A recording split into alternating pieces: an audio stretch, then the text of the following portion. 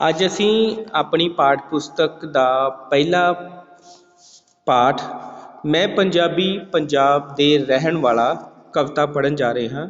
ਇਹ ਕਵਿਤਾ ਜਿਹੜੀ ਹੈ ਫਿਰੋਜ਼ਦੀਨ ਸ਼ਰਫ ਪੰਜਾਬੀ ਦੇ ਬੜੇ ਮਸ਼ਹੂਰ ਰਾਈਟਰ ਨੇ, ਉਹਨਾਂ ਨੇ ਲਿਖੀ ਹੋਈ ਹੈ। ਠੀਕ ਹੈ। ਇਸ ਕਵਿਤਾ ਦੇ ਵਿੱਚ ਕਵੀ ਨੇ ਪੰਜਾਬੀ ਮਾਂ ਬੋਲੀ ਦੀ ਸਿਫਤ ਨੂੰ ਬਿਆਨ ਕੀਤਾ ਹੈ। ਉਹ ਸਾਰੀਆਂ ਭਾਸ਼ਾਵਾਂ ਦੇ ਵਿੱਚ ਪੰਜਾਬੀ ਹੋਣ ਦਾ ਮਾਣ ਜਿਹੜਾ ਹੈ ਉਹ ਬੜਾ ਮਹਿਸੂਸ ਕਰਦਾ ਹੈ। ਉਸ ਨੂੰ ਮਾਣ ਹੈ ਕਿ ਉਹ ਪੰਜਾਬੀ ਹੈ ਅਤੇ ਉਸ ਦੀ ਭਾਸ਼ਾ ਜਿਹੜੀ ਹੈ ਉਹ ਪੰਜਾਬੀ ਹੈ। ਠੀਕ ਹੈ। ਇਸ ਗੱਲ ਨੂੰ ਉਸਨੇ ਇਸ ਕਵਿਤਾ ਦੇ ਵਿੱਚ ਦਰਸਾਇਆ ਹੈ। ਮੈਂ ਕਵਿਤਾ ਪੜ੍ਹਨ ਜਾ ਰਿਹਾ ਹਾਂ, ਤੁਸੀਂ ਸਾਰਿਆਂ ਨੇ ਧਿਆਨ ਦੇ ਨਾਲ ਸੁਣਨਾ ਹੈ। ਮੈਂ ਪੰਜਾਬੀ ਪੰਜਾਬ ਦੇ ਰਹਿਣ ਵਾਲਾ ਹਾਂ, ਮੈਂ ਪੇਂਡੂ ਪਰ ਸ਼ਹਿਰੀਏ ਢੰਗ ਦਾ ਹਾਂ। ਕਵੀ ਕੀ ਕਹਿ ਰਿਹਾ ਆਪਣੇ ਬਾਰੇ? ਉਹ ਆਪਣੇ ਬਾਰੇ ਗੱਲ ਕਰ ਰਿਹਾ। ਕਵੀ ਕਹਿੰਦਾ ਹੈ ਕਿ ਮੈਂ ਪੰਜਾਬੀ ਹਾਂ ਅਤੇ ਮੈਂ ਪੰਜਾਬ ਦੇ ਵਿੱਚ ਰਹਿਣ ਵਾਲਾ ਹਾਂ, ਭਾਵ ਮੈਂ ਪਿਓਰ ਪੰਜਾਬੀ ਹਾਂ। ਮੈਂ ਪਿੰਡ ਦੇ ਵਿੱਚ ਰਹਿੰਦਾ ਹਾਂ ਪਰ ਸ਼ਹਿਰੀਏ ਢੰਗ ਦਾ ਹਾਂ, ਭਾਵ ਕਿ ਮੇਰਾ ਰਹਿਣ ਸਹਿਣ ਜਿਹੜਾ ਹੈ ਉਹ ਪੇਂਡੂ ਹੈ, ਪਰ ਮੇਰਾ ਜਿਹੜਾ ਤੌਰ ਤਰੀਕਾ ਹੈ ਉਹ ਕਿੱਦਾਂ ਦਾ ਹੈ? ਸ਼ਹਿਰੀਏ ਮਤਲਬ ਸ਼ਹਿਰ ਵਾਲੇ ਲੋਕਾਂ ਦੀ ਤਰ੍ਹਾਂ ਮਿਲਦਾ ਜੁਲਦਾ ਹੈ। ਭਾਵੇਂ ਕਹਿੰਦਾ ਕਿ ਮੈਂ ਪਿੰਡ ਵਿੱਚ ਰਹਿ ਰਿਹਾ ਹਾਂ, ਠੀਕ ਹੈ, ਅਤੇ ਮੈਂ ਪੇਂਡੂ ਕਹਿਲਾਉਂਦਾ ਹਾਂ, ਪਰ ਫਿਰ ਵੀ ਜਿਹੜਾ ਮੇਰਾ ਰਹਿਣ ਸਹਿਣ ਹੈ, ਮੇਰਾ ਜਿਹੜਾ ਤੌਰ ਤਰੀਕਾ ਹੈ ਉਹ ਕਿੱਦਾਂ ਦਾ ਹੈ? ਸ਼ਹਿਰ ਵਾਲੇ ਲੋਕਾਂ ਵਰਗਾ ਹੈ। ਸਮਝਾਂ ਉਰਦੂ ਹਿੰਦੀ ਵੀ ਖੂਬ ਬੋਲਾਂ। ਕਹਿੰਦਾ ਕਿ ਮੈਂ ਉਰਦੂ ਨੂੰ ਸਮਝਦਾ ਹਾਂ, ਉਰਦੂ ਭਾਸ਼ਾ ਜਿਹੜੀ ਹੈ, ਠੀਕ ਹੈ, ਉਸ ਭਾਸ਼ਾ ਨੂੰ ਵੀ ਕਹਿੰਦਾ ਮੈਂ ਸਮਝਦਾ ਹਾਂ ਅਤੇ ਹਿੰਦੀ ਵੀ ਖੂਬ ਬੋਲਦਾ ਹਾਂ, ਭਾਵ ਕਿ ਮੈਂ ਪੰਜਾਬੀ ਹੋਣ ਦੇ ਨਾਲ ਨਾਲ, ਠੀਕ ਹੈ, ਮੈਨੂੰ ਪੰਜਾਬੀ ਭਾਸ਼ਾ ਵੀ ਆਉਂਦੀ ਹੈ ਅਤੇ ਮੈਂ ਕੀ ਕਰਦਾ ਹਾਂ, ਹਿੰਦੀ ਭਾਸ਼ਾ ਨੂੰ ਵੀ ਚੰਗੇ ਤਰੀਕੇ ਨਾਲ ਬੋਲ ਲੈਂਦਾ ਹਾਂ। ਇਹ ਕਵੀ ਦੀ ਖੂਬੀ ਹੈ ਕਿ ਉਸ ਨੂੰ ਹਿੰਦੀ ਭਾਸ਼ਾ ਵੀ ਆਉਂਦੀ ਹੈ, ਉਸ ਨੂੰ ਉਰਦੂ ਭਾਸ਼ਾ ਵੀ ਆਉਂਦੀ ਹੈ ਅਤੇ ਉਹ ਪੰਜਾਬੀ ਵੀ ਬੜੇ ਸੋਹਣੇ ਢੰਗ ਨਾਲ ਬੋਲਦਾ ਹੈ। ਉਹ ਆਪਣੇ ਬਾਰੇ ਦੱਸ ਰਿਹਾ ਇਸ ਲਾਈਨ ਦੇ ਵਿੱਚ ਕਿ ਉਸ ਨੂੰ ਉਰਦੂ ਵੀ ਸਮਝ ਆਉਂਦੀ ਹੈ, ਉਸ ਨੂੰ ਹਿੰਦੀ ਵੀ ਸਮਝ ਆਉਂਦੀ ਹੈ ਅਤੇ ਉਹ ਬੋਲ ਵੀ ਲੈਂਦਾ ਹੈ ਚੰਗੇ ਤਰੀਕੇ ਦੀ। ਅਗਲੀ ਲਾਈਨ ਦੇ ਵਿੱਚ ਕੀ ਕਹਿੰਦਾ ਹੈ? ਥੋੜ੍ਹੀ ਬਹੁਤ ਅੰਗਰੇਜ਼ੀ ਵੀ ਆਂਗਦਾ ਹਾਂ, ਭਾਵ ਕਿ ਉਹ ਥੋੜ੍ਹੀ ਬਹੁਤ ਜਿਹੜੀ ਅੰਗਰੇਜ਼ੀ ਭਾਸ਼ਾ ਵੀ ਜਾਣਦਾ ਹੈ, ਉਸ ਨੂੰ ਅੰਗਰੇਜ਼ੀ ਭਾਸ਼ਾ ਬੋਲਣੀ ਵੀ ਆਉਂਦੀ ਹੈ ਅਤੇ ਸਮਝਣੀ ਵੀ ਆਉਂਦੀ ਹੈ।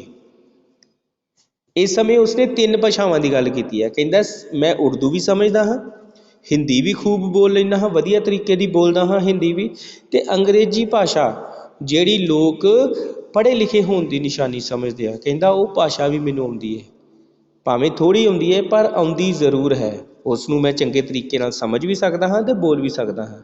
ਠੀਕ ਹੈ। ਬੋਲੀ ਆਪਣੀ ਨਾਲ ਪਿਆਰ ਰੱਖਾਂ। ਹੁਣ ਉਸ ਦੀ ਬੋਲੀ ਕਿਹੜੀ ਹੈ? ਫਸਟ ਲਾਈਨ ਦੇ ਵਿੱਚ ਦੇਖੋ ਉਸਨੇ ਕੀ ਲਿਖਿਆ? ਮੈਂ ਪੰਜਾਬੀ, ਮਤਲਬ ਮੈਂ ਪੰਜਾਬ ਦਾ ਰਹਿਣ ਵਾਲਾ ਹਾਂ, ਮੈਂ ਪੰਜਾਬੀ ਹਾਂ। ਤਾਂ ਫਿਰ ਉਸ ਦੀ ਆਪਣੀ ਬੋਲੀ ਕਿਹੜੀ ਹੋਈ? ਬੋਲੀ ਆਪਣੀ ਨਾਲ ਪਿਆਰ ਰੱਖਾਂ। ਕਹਿੰਦਾ ਕਿ ਮੈਂ ਆਪਣੀ ਬੋਲੀ ਜਿਹੜੀ ਹੈ, ਮੇਰੀ ਜਿਹੜੀ ਮਾਂ ਬੋਲੀ ਹੈ, ਜਿਹੜੀ ਮੇਰੀ ਰਾਜ ਭਾਸ਼ਾ ਹੈ, ਕਹਿੰਦਾ ਮੈਂ ਉਸ ਨੂੰ ਵੀ ਪਿਆਰ ਕਰਦਾ ਹਾਂ ਅਤੇ ਉਸ ਦੀ ਮਾਂ ਬੋਲੀ ਕਿਹੜੀ ਹੈ? ਪੰਜਾਬੀ ਭਾਸ਼ਾ। ਕਹਿੰਦਾ ਮੈਂ ਉਸ ਬੋਲੀ ਨਾਲ ਬਹੁਤ ਪਿਆਰ ਰੱਖਦਾ ਜਿਹੜੀ ਮੇਰੀ ਮਾਂ ਬੋਲੀ ਹੈ। ਇਹ ਗੱਲ ਆਖਣੋਂ ਕਦੀ ਨਾ ਸੰਗਦਾ ਹਾਂ। ਅਤੇ ਕਵੀ ਕਹਿੰਦਾ ਕਿ ਮੈਂ ਇਸ ਗੱਲ ਨੂੰ ਕਹਿਣ ਤੋਂ ਕਦੇ ਨਹੀਂ ਸੰਗਦਾ ਕਿ ਮੇਰੀ ਜਿਹੜੀ ਮਾਂ ਬੋਲੀ ਹੈ ਉਹ ਪੰਜਾਬੀ ਹੈ। ਅੱਜ ਕੱਲ੍ਹ ਅਸੀਂ ਕੀ ਕਰਦੇ ਹਾਂ, ਸਾਡੇ ਮਾਤਾ ਪਿਤਾ ਜਾਂ ਸਾਡੇ ਟੀਚਰਸ ਜਿਹੜੇ ਨੇ, ਜਾਂ ਸਾਡੇ ਸਮਾਜ ਦੇ ਵਿੱਚ ਖਾਸ ਤੌਰ 'ਤੇ ਸਾਡਾ ਜਿਹੜੀ ਸੁਸਾਇਟੀ ਹੈ ਨਾ ਸਾਡੀ, ਉਸ ਸੁਸਾਇਟੀ ਦੇ ਵਿੱਚ ਜਿਹੜਾ ਬੱਚਾ ਅੰਗਰੇਜ਼ੀ 'ਚ ਗੱਲ ਕਰਦਾ ਉਸ ਨੂੰ ਪੜ੍ਹਿਆ ਲਿਖਿਆ ਸਮਝਿਆ ਜਾਂਦਾ, ਉਸ ਨੂੰ ਜ਼ਿਆਦਾ ਸਤਿਕਾਰ ਦਿੱਤਾ ਜਾਂਦਾ ਹੈ। ਪਰ ਇੱਥੇ ਕਵੀ ਦੇਖੋ ਕੀ ਕਹਿ ਰਿਹਾ? ਕਹਿੰਦਾ ਕਿ ਮੈਂ ਆਪਣੀ ਮਾਂ ਬੋਲੀ ਦੇ ਨਾਲ ਬਹੁਤ ਪਿਆਰ ਰੱਖਦਾ ਹਾਂ ਅਤੇ ਮੈਂ ਇਹ ਗੱਲ ਦੱਸਣ ਵਿੱਚ ਕੋਈ ਸੰਗ ਮਹਿਸੂਸ ਨਹੀਂ ਕਰਦਾ, ਭਾਵ ਮੈਨੂੰ ਕੋਈ ਸੰਗ ਨਹੀਂ ਹੈ ਕਿ ਮੈਂ ਪੰਜਾਬੀ ਹਾਂ ਅਤੇ ਮੈਨੂੰ ਪੰਜਾਬੀ ਆਉਂਦੀ ਹੈ। ਇਹ ਨਹੀਂ ਹੈ ਕਿ ਮੈਨੂੰ ਦੂਜੀਆਂ ਭਾਸ਼ਾਵਾਂ ਨਹੀਂ ਆਉਂਦੀਆਂ ਹਨ, ਪਰ ਮੈਨੂੰ ਮਾਣ ਹੁੰਦਾ ਹੈ ਜਦ ਮੈਂ ਇਹ ਗੱਲ ਦੱਸਦਾ ਹਾਂ ਕਿ ਮੈਂ ਪੰਜਾਬੀ ਹਾਂ ਅਤੇ ਮੈਨੂੰ ਪੰਜਾਬੀ ਭਾਸ਼ਾ ਮੇਰੀ ਮਾਂ ਬੋਲੀ ਹੈ ਅਤੇ ਬੜੇ ਚੰਗੇ ਤਰੀਕੇ ਨਾਲ ਆਉਂਦੀ ਹੈ। ਠੀਕ ਹੈ। ਮੋਤੀ ਕਿਸੇ ਸੁਹਾਗਣ ਦੀ ਨੱਥ ਦਾ ਮੈਂ। ਕਵੀ ਕੀ ਕਹਿ ਰਿਹਾ? ਕਹਿੰਦਾ ਕਿ ਮੈਂ, ਸੁਹਾਗਣ ਦਾ ਮਤਲਬ ਹੁੰਦਾ ਹੈ ਜਿਸ ਦਾ ਪਤੀ ਜਿਉਂਦਾ ਹੋਵੇ, ਵਿਆਹੀ ਹੋਈ ਔਰਤ। ਠੀਕ ਹੈ। ਕਹਿੰਦਾ ਕਿ ਮੈਂ ਉਸ ਵਿਆਹੀ ਹੋਈ ਔਰਤ ਦੀ ਨੱਥ ਦੇ ਵਿੱਚ ਇੱਕ ਮੋਤੀ ਜਿਵੇਂ ਉਸ ਦੀ ਸ਼ਿੰਗਾਰ ਨੂੰ ਵਧਾਉਂਦਾ ਹੈ, ਸੋਹਣੀ ਲੱਗਣ ਵਿੱਚ ਮਦਦ ਕਰਦਾ ਹੈ। ਕਹਿੰਦਾ ਹੈ ਕਿ ਮੈਂ ਉਸ ਤਰੀਕੇ ਦਾ ਹਾਂ।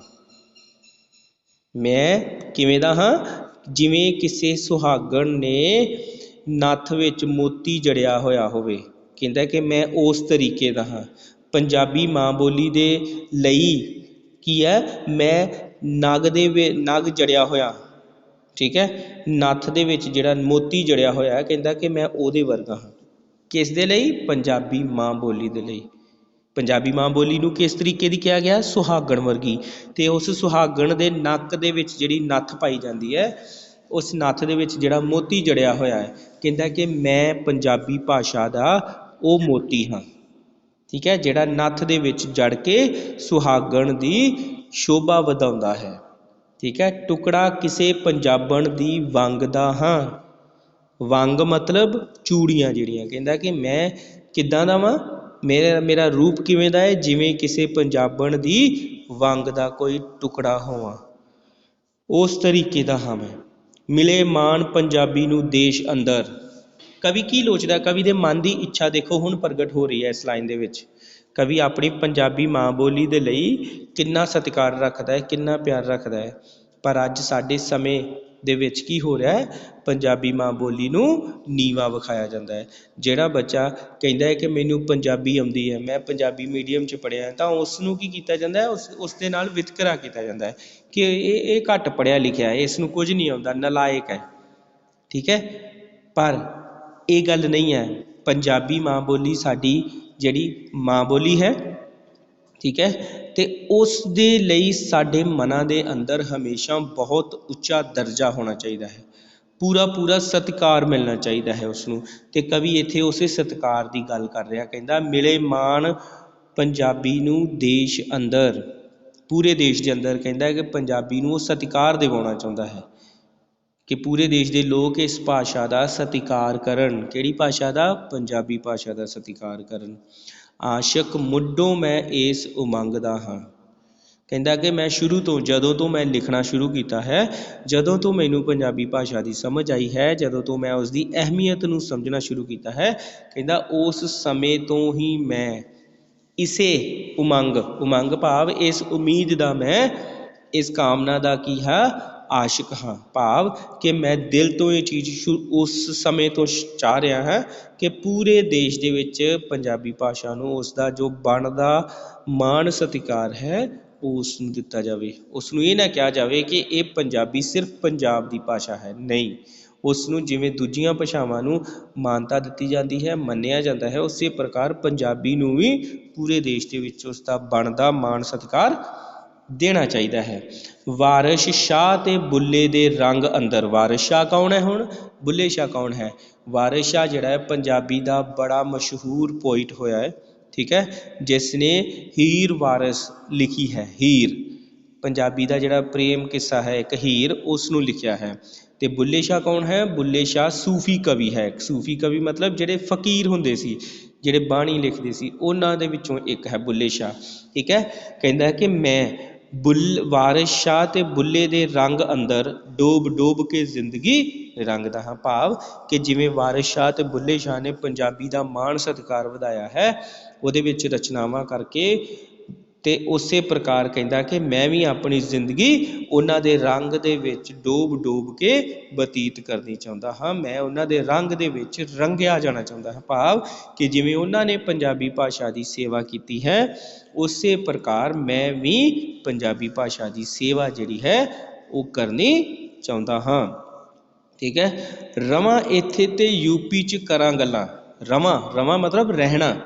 ਕਹਿੰਦਾ ਕਿ ਜੇਕਰ ਮੈਂ ਇੱਥੇ ਰਹਿ ਰਿਹਾ ਪੰਜਾਬ ਦੇ ਵਿੱਚ ਅਤੇ ਯੂਪੀ 'ਚ ਕਰਾਂ ਗੱਲਾਂ, ਭਾਵ ਯੂਪੀ ਦੇ ਵਿੱਚ ਜਿਹੜੀ ਭਾਸ਼ਾ 'ਚ ਗੱਲ ਕੀਤੀ ਜਾਂਦੀ ਹੈ, ਕਹਿੰਦਾ ਕਿ ਮੈਂ ਉੱਥੇ ਉਸ ਭਾਸ਼ਾ ਦੇ ਵਿੱਚ ਗੱਲ ਕਰ ਰਿਹਾ। ਭਾਵ ਕਿ ਪੰਜਾਬੀ ਦੇ ਵਿੱਚ ਰਹਿੰਦਾ ਹੋਇਆ, ਪੰਜਾਬ ਦੇ ਵਿੱਚ ਰਹਿੰਦਾ ਹੋਇਆ ਮੈਂ ਕੀ ਕਰ ਰਿਹਾ? ਹਿੰਦੀ ਭਾਸ਼ਾ ਦਾ ਪ੍ਰਯੋਗ ਕਰ ਰਿਹਾ। ਯੂਪੀ ਵਾਲੇ ਕਿਹੜੀ ਭਾਸ਼ਾ ਵਰਤਦੇ ਨੇ? ਪੰਜਾਬੀ ਭਾਸ਼ਾ ਵਰਤਦੇ ਨੇ। ਕਹਿੰਦਾ ਕਿ ਮੈਂ ਫਿਰ ਇੱਥੇ ਰਹਿ ਕੇ ਯੂਪੀ ਵਾਲੀਆਂ ਗੱਲਾਂ ਕਰ ਰਿਹਾ। ਭਾਵ ਬਈਆਂ ਵਾਲੀ ਜਿਹੜੀ ਭਾਸ਼ਾ ਹੈ ਉਸ ਦਾ ਇਸਤੇਮਾਲ ਕਰਦਾ ਹਾਂ। ਕਹਿੰਦਾ ਕਿ ਐਸੀ ਅਕਲ ਨੂੰ ਛਿੱਕੇ 'ਤੇ ਟੰਗਦਾ ਹਾਂ। ਭਾਵ ਕਿ ਇਸ ਤਰੀਕੇ ਦੀ ਜਿਹੜੀ ਅਕਲ ਹੈ, ਜਿਹੜੀ ਸੋਚ ਹੈ, ਕਹਿੰਦਾ ਇਸ ਨੂੰ ਮੈਂ ਮੰਨਦਾ ਨਹੀਂ ਹੈ। ਮੈਂ ਇਸ ਨੂੰ ਉਲਾ ਕੇ, ਆਪਣੇ ਸਿਰ ਤੋਂ ਲਾਹ ਕੇ ਸੁੱਟ ਦੇਣਾ ਚਾਹੁੰਦਾ ਹਾਂ ਕਿ ਮੈਂ ਪੰਜਾਬ ਦੇ ਵਿੱਚ ਰਹਿੰਦਾ ਹੋਇਆ ਪੰਜਾਬੀ ਨਾ ਬੋਲ ਕੇ ਹਿੰਦੀ ਭਾਸ਼ਾ ਦਾ ਇਸਤੇਮਾਲ ਕਰਾਂ। ਕਹਿੰਦਾ ਇਸ ਐਸੀ ਸੋਚ ਨੂੰ ਜਿਹੜਾ ਮੈਂ ਤਿਆਗ ਦੇਣਾ ਚਾਹੁੰਦਾ ਹਾਂ, ਸੁੱਟ ਦੇਣਾ ਚਾਹੁੰਦਾ ਹਾਂ। ਮੈਂ ਪੰਜਾਬੀ ਦਾ ਸ਼ਰਫ ਸੇਵਕ ਸਦਾ ਖੈਰ ਪੰਜਾਬੀ ਦੀ ਮੰਗਦਾ ਹਾਂ। ਕਹਿੰਦਾ ਕਿ ਮੈਂ ਪੰਜਾਬੀ ਹਾਂ ਅਤੇ ਪੰਜਾਬੀ ਦਾ ਮੈਂ ਸੇਵਕ ਹਾਂ, ਪੰਜਾਬੀ ਭਾਸ਼ਾ ਦੀ ਸੇਵਾ ਕਰਨ ਵਾਲਾ ਇੱਕ ਲੇਖਕ ਹਾਂ। ਅਤੇ ਕਹਿੰਦਾ ਕਿ ਇਸ ਲਈ ਮੈਂ ਹਮੇਸ਼ਾ ਆਪਣੀ ਮਾਂ ਬੋਲੀ ਪੰਜਾਬੀ ਦੀ ਖੈਰ ਮੰਗਦਾ ਹਾਂ।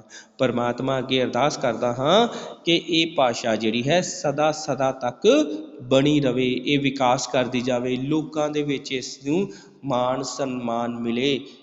ਕਵੀ ਦੀ ਮਨ ਦੀ ਇੱਛਾ ਜਿਹੜੀ ਹੈ ਉਹ ਇਹ ਹੈ।